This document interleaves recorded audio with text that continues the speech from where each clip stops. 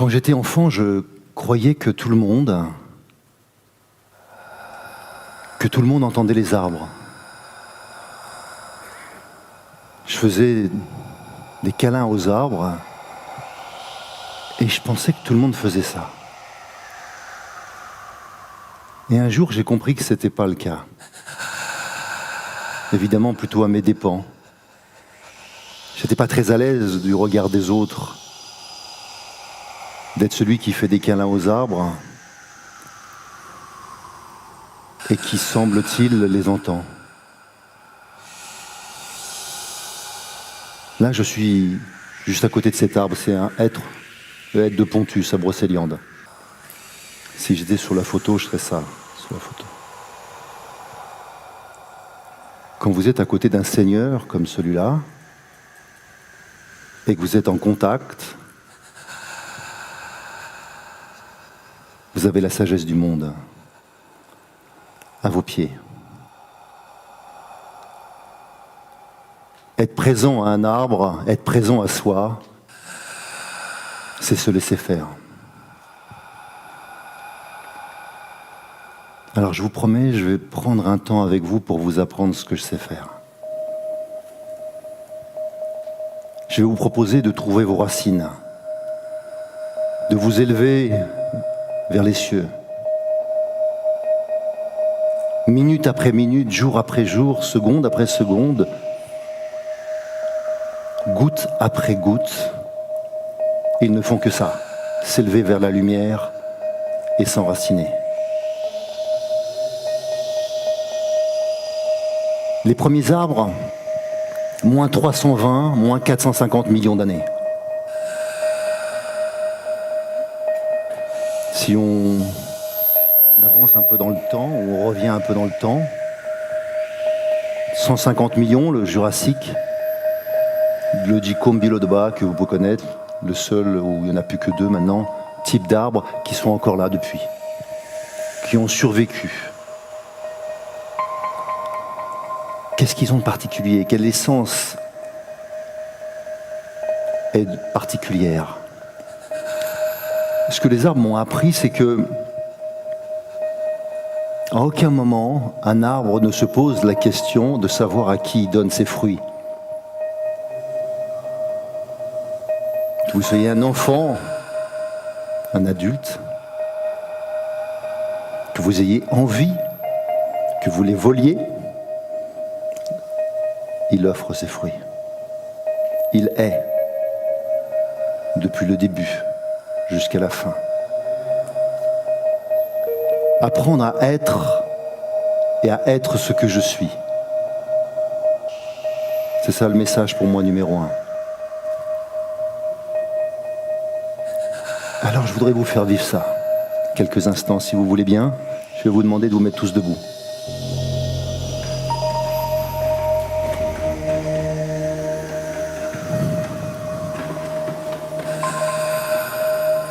Je vais vous proposer de vous enraciner. Alors on va faire comment? Les pieds largeur d'épaule. Un peu plus si c'est besoin. Et vous allez appuyer sous vos coussinets. Les coussinets, c'est ces parties-là. Vous appuyez. Comme si vous voulez vous enraciner.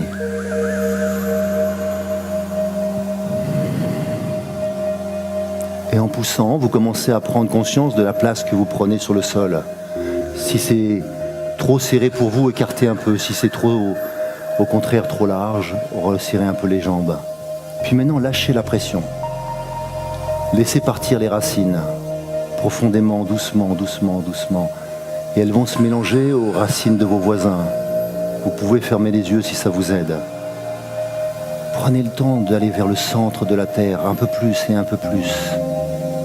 Évidemment, il y a des choses ici, le béton, le métro,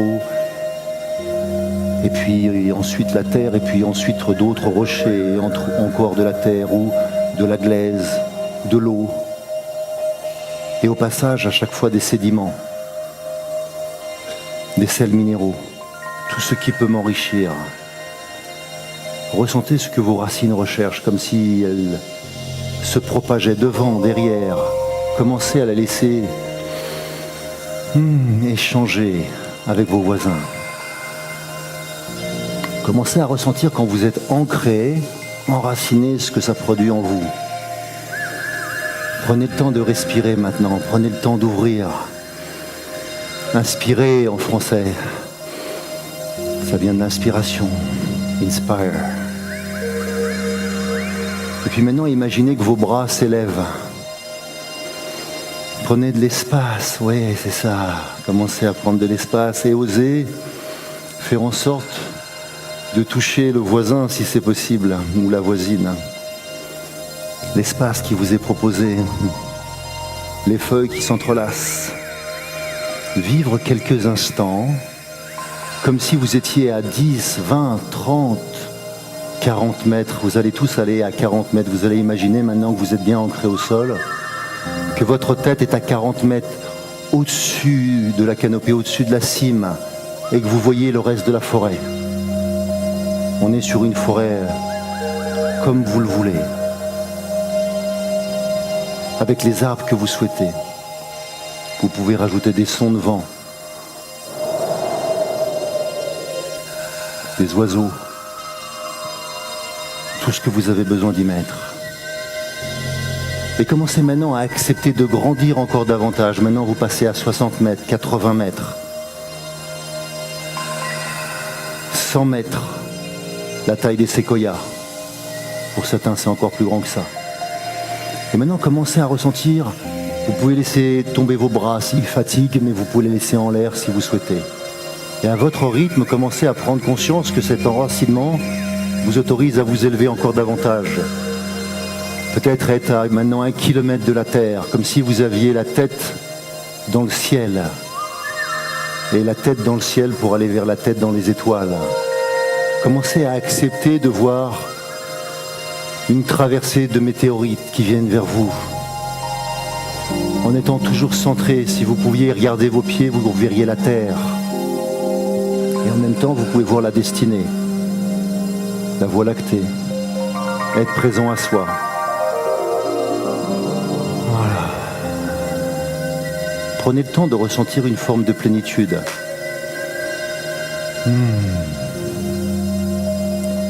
Voilà. Ouvrez vos yeux et regardez la tête de votre voisin et la changez.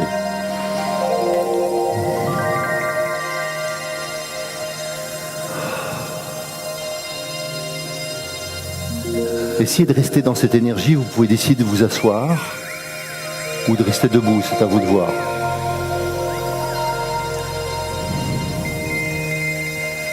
Ce que je vous propose maintenant, c'est de rester dans ce souffle, dans ce rythme. Osez être soi un instant. Touchez la plénitude. Les arbres ont un langage particulier. Je dirais que c'est du slow talk. Notre vie, c'est une accélération permanente aujourd'hui. Et pour pouvoir écouter un arbre, il faut prendre son temps. Un arbre de ce type-là, du hêtre de Pontus, quand je lui pose une question, ça va prendre 7 à 8 secondes avant de me venir. Et je ressens une énergie petit à petit. Prenez le temps d'imaginer que vous êtes en contact avec lui, parce qu'à cette distance-là, c'est encore possible. Même s'il est à 300 km de nous, 400 km de nous, c'est possible. Je suis en contact avec beaucoup d'arbres et qui sont à des milliers de kilomètres de moi, avec lesquels je peux discuter. Ils ont des racines. Ces racines sont en contact avec d'autres racines qui sont elles-mêmes en contact avec toute la flore, toute la faune, tous les champignons qui permettent de passer les messages et qui nourrissent. Être en contact avec soi, c'est accepter la relation à l'autre, sans jugement, juste présent à soi.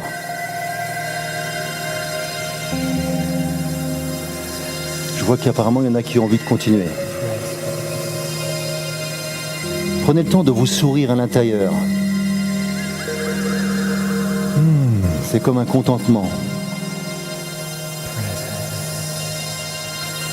Ce moment que vous vous offrez à l'arbre, Je vous propose maintenant d'imaginer un hug géant avec un arbre énorme. Ressentez cet ancrage que je vous ai proposé en poussant à nouveau sur le sol. Et acceptez de ressentir le flottement de l'arbre, comme si vous commenciez à bouger, comme s'il y avait du vent dans les voiles. Vous commencez à tanguer.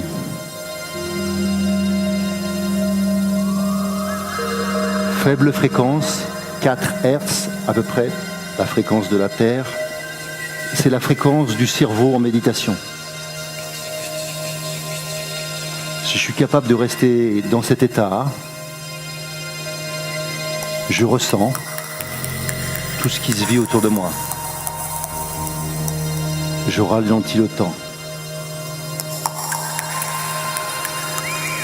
Notre époque a tendance à accélérer le temps et on essaie d'en mettre davantage, alors que pour avoir du temps, il faut élargir le temps. Au lieu de le contracter, il faut l'élargir. Comment on élargit ? La joie vous permet d'élargir, de ressentir. C'est pour ça que je parle de la joie aussi. Alors je voudrais qu'en même temps que vous gardiez l'énergie de l'arbre, vous preniez un souvenir de joie et le plus extraordinaire que vous puissiez trouver. Certains ont vécu des choses extraordinaires à Paris, même ont demandé leur femme en mariage, si je me rappelle bien. D'autres ont osé faire des choses qu'ils n'avaient jamais fait ici. Qu'est-ce que vous pourriez partager avec vous-même que vous ne prenez pas le temps de partager ? Qu'est-ce que vous pouvez offrir de vous que vous n'avez pas encore osé offrir ?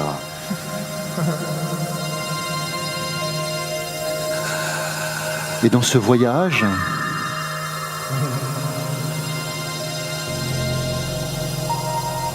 je voudrais que vous soyez proche de cet arbre, collé à cet arbre. Commencez à ressentir son écorce. Commencez à mettre peut-être votre joue contre. Est-ce que finalement, la mousse est plus agréable que ce que je croyais ? Ou pas ? Est-ce que c'est rugueux ?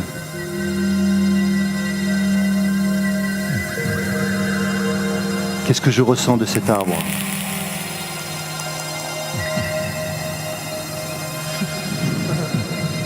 Je vais vous proposer de vous asseoir et de mettre vos mains sur votre cœur. Et comme si vous vouliez ressentir comme un battement de cœur, vous allez garder ce souvenir avec vous de cet arbre, de ces arbres, de cette forêt, de ce voyage, y compris dans les étoiles, pour être présent à vous. Et là maintenant, prenez le temps de vous dire merci. Combien de fois dans ma vie je m'autorise cela ? Le temps, la gratitude. Waouh. J'aimerais que vous soyez à ma place. Vous êtes beau. Je vous propose de rouvrir les yeux, de vous détendre et on va prendre une grande inspiration ventrale. Pour ceux qui sont assis, je vous propose de vraiment pousser au sol, y compris les deux pieds. Remettez les deux pieds au sol, ressentez à nouveau l'énergie. À quoi ça va servir ? À quoi ça peut servir ? Pourquoi je vous raconte ça ? Dans un monde qui ne fait qu'accélérer, le slow talk est une vertu. Dans un monde dans lequel on veut déjà connaître l'autre avant de délivrer son propre message, on veut déjà savoir si on est aimé avant d'aimer l'autre, c'est accepter d'être et de recevoir. Ce qui est formidable avec les arbres, c'est qu'ils ne vous jugent pas. Ce qui est formidable avec les arbres, c'est que si vous ne savez pas quoi faire, vous les aimez, ça marche toujours. Si vous ne savez pas quoi faire avec les arbres, posez une question, et c'est bien rare, si vous avez pris le temps de vous connecter à cet arbre, si vous n'avez pas de réponse.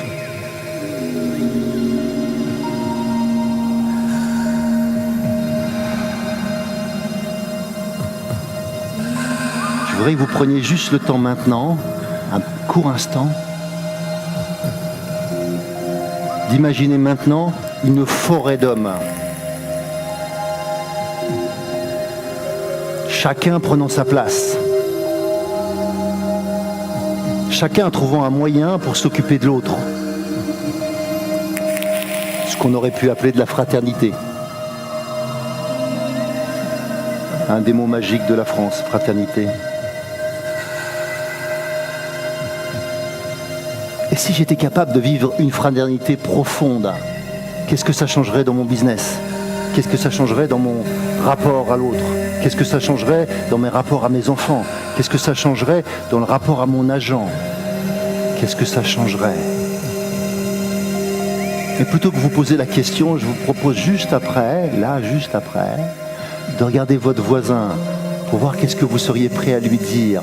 Peut-être d'échanger en silence. Combien de fois prenons-nous le temps d'échanger en silence?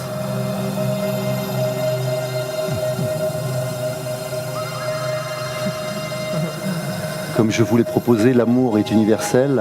Évidemment, ça marche avec les arbres. Si je n'ai qu'un message à vous proposer aujourd'hui, c'est vivez, transmettez votre amour aux arbres, ils vous le rendront bien. Merci.